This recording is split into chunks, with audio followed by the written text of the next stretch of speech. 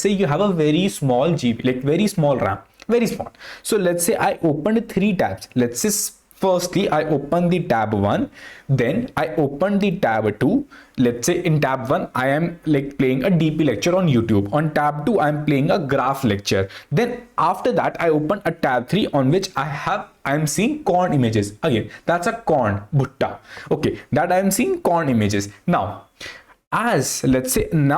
let's say my RAM which I have in my laptop, it can only handle 3 tabs at a time. So when I will open my tab number 4, so tab number 1 will go out of cache. What it means by that is when I will come again at tab 1, it will reload that again. While if I come at tab 2 and tab 3, the pages will still be intact there itself. They will not reload because it is stored inside our cache. So this is what we mean. Okay, if we have a specific size of cache, then whatsoever is the least recent, or basically the least frequently or least recent used, it will actually go out of our cache, and we have to maintain our cache. Now we'll look more into example how it actually can perform and what all cases we can have. But the problem says that we will have some specific operation, which means firstly we will initialize our LRU cache which we have with specific capacity. As you can see that here we had a capacity of 3 tabs. So he will also define how much capacity it can have.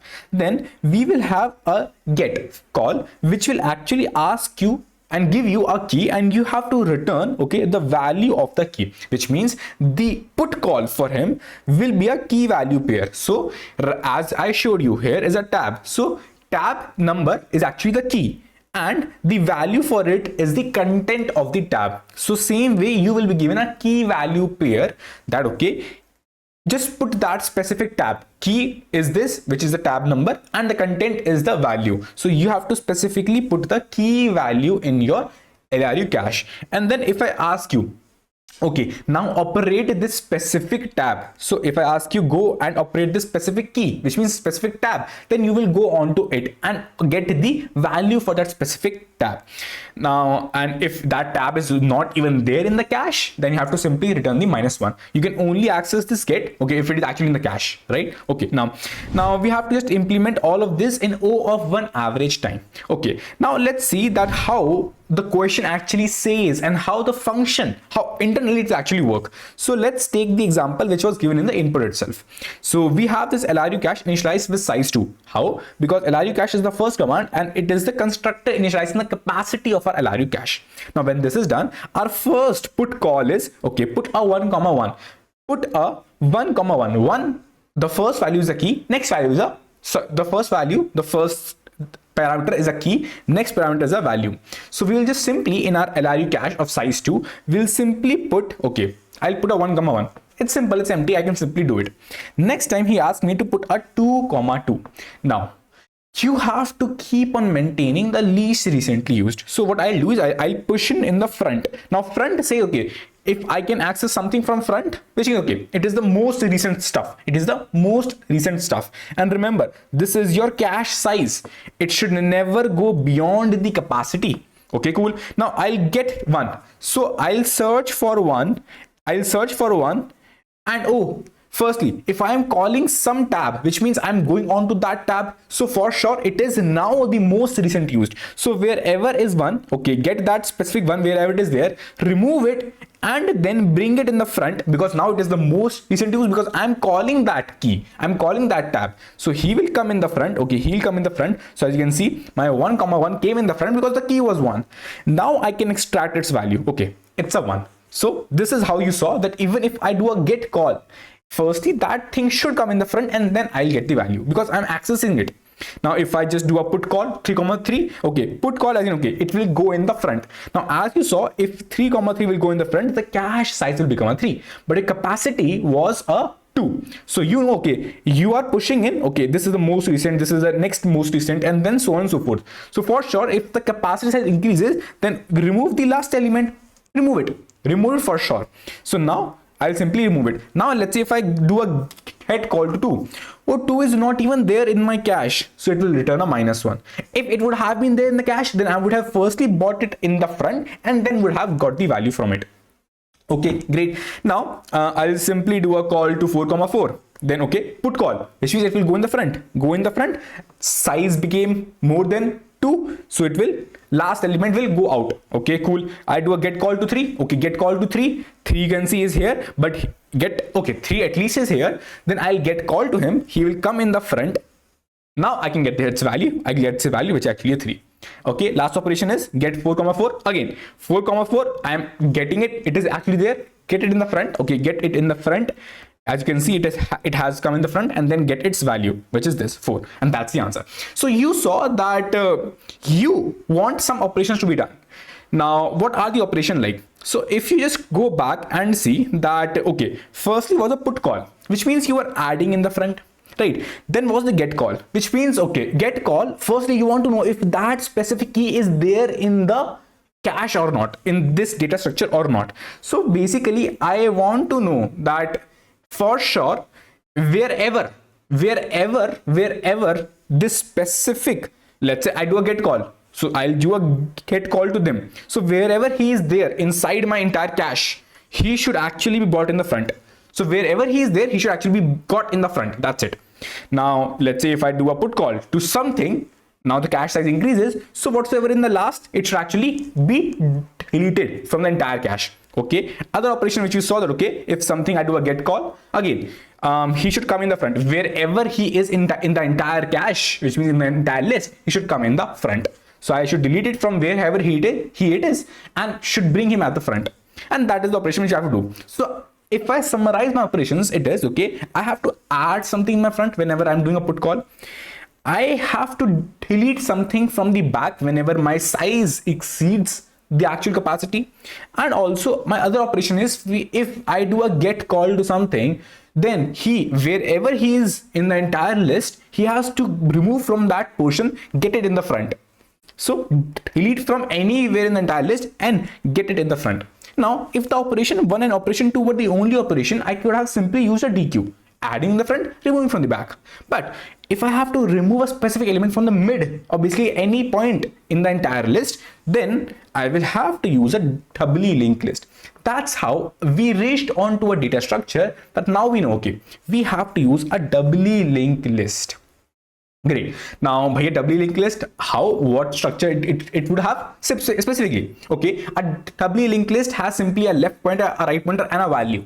But here for us, the value is a key value pair. So I will have a key, okay, my node structure, which means my specific node, as you saw, this is my one specific node, right? Although here we saw in just a simple structure, but now we will show it visually in a actual way, how in a node structure it will look like. So firstly, for that we will have to make a node. So I'll make a node key value pair, and for that, as for every doubly linked list node, you need to have a previous and the next. Okay, great, we have the previous and the next. Now I'll simply initialize, okay, for the specific node, initialize with a key value pair, and previous and next remain it as null. Now if we come back, so as soon as I initialize my LRU cache with the capacity, I know that I have a node structure looking like this. It has some next, which is pointing to the next node. It has some previous, which is pointing to the previous node, and the node structure is actually nothing but containing a key value pair. Now we will have that, okay, we will have the initial capacity which we had. We will have the unodd map of dictionaries, because we remembered, right? We need to know if I'm doing a get call to, let's say 2, but if 2 is not even there inside my actual like doubly linked list, what's the point?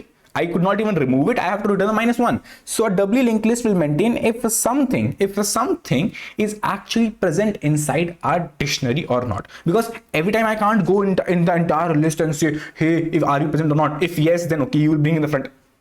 I'll use a doubly linked list to know if that specific key is present in the node or not, because I want to do a O of 1 operation. Okay, and for sure my head and tail, as you remembered, my head and tail will always be there, because in between them my nodes will actually come. Now I'll simply initialize my LRU cache, which is a constructor. In the very beginning, if you remembered, I have a constructor call to this LRU cache, which is with this capacity, which is the size, which will make sure that I should not go beyond this capacity. So I initialize the capacity with the capacity, and my head and tail will actually be aligned to each other like this, next to next. So in the very beginning, my head and tail will look something like this.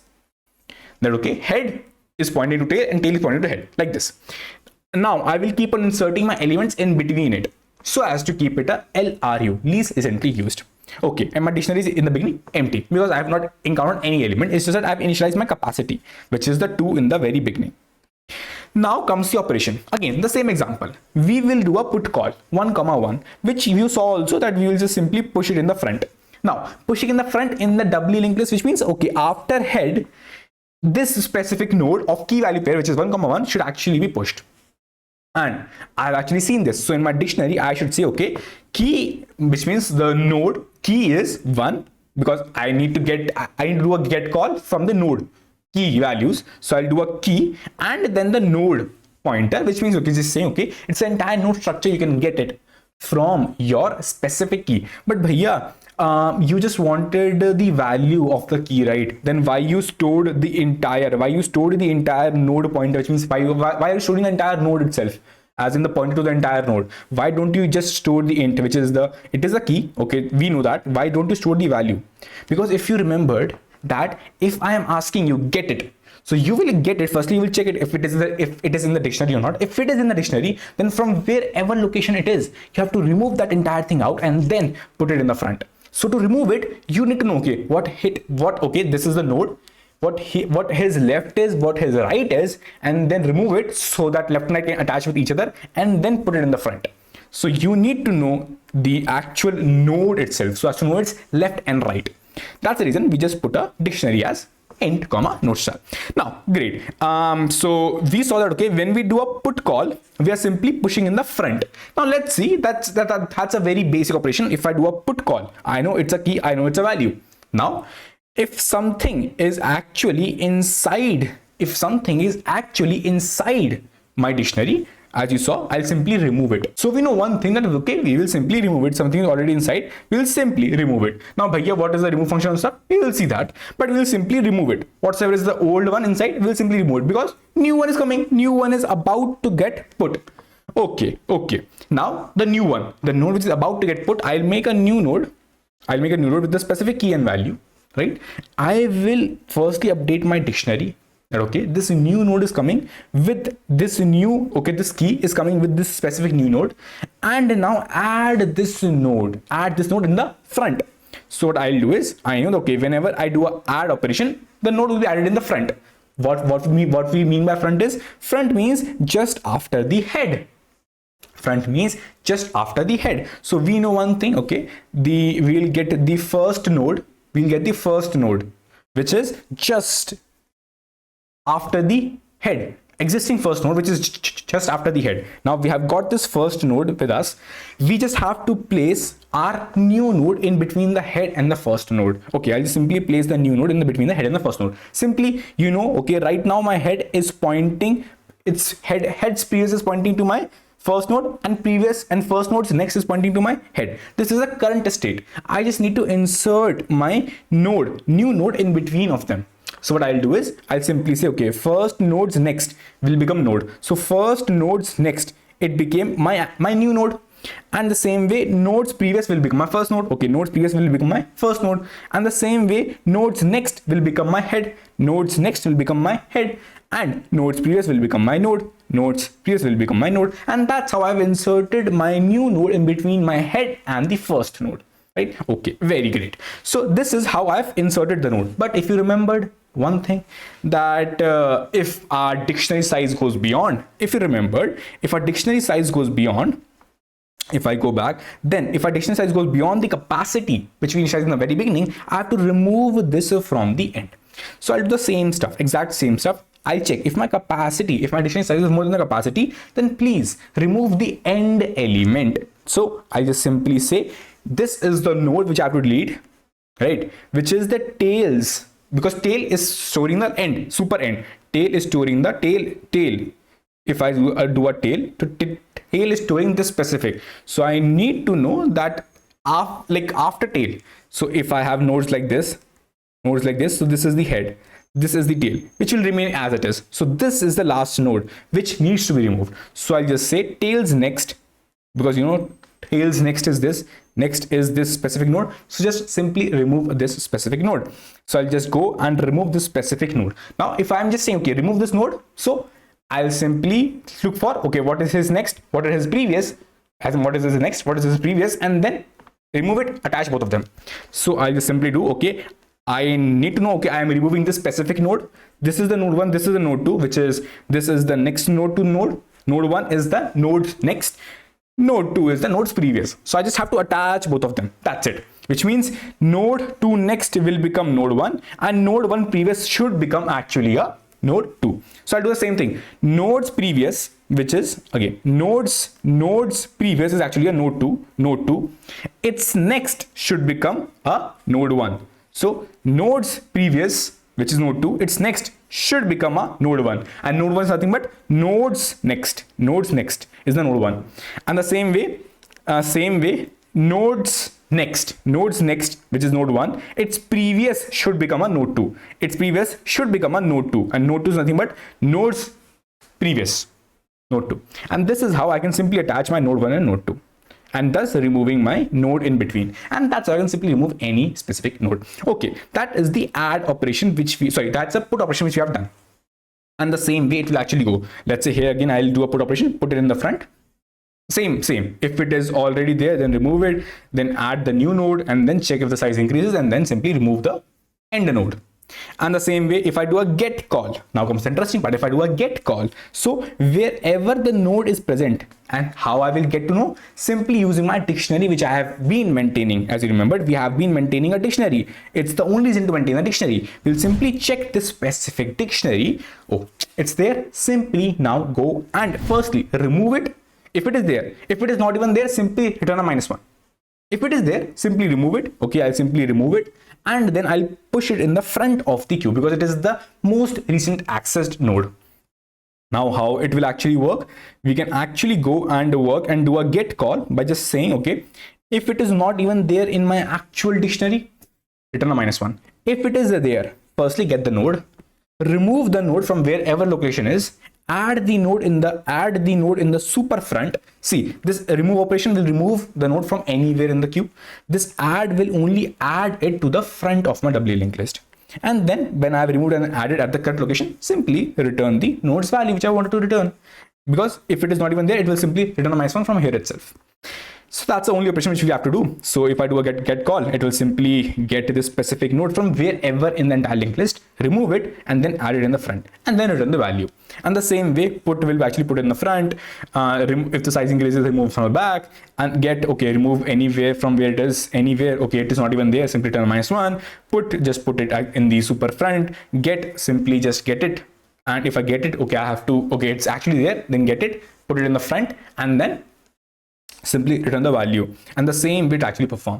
So our entire code is nothing but, firstly we define the node structure as we saw above also, then we just initialized our specific variables called as dictionary and the capacity and the head and tail pointers.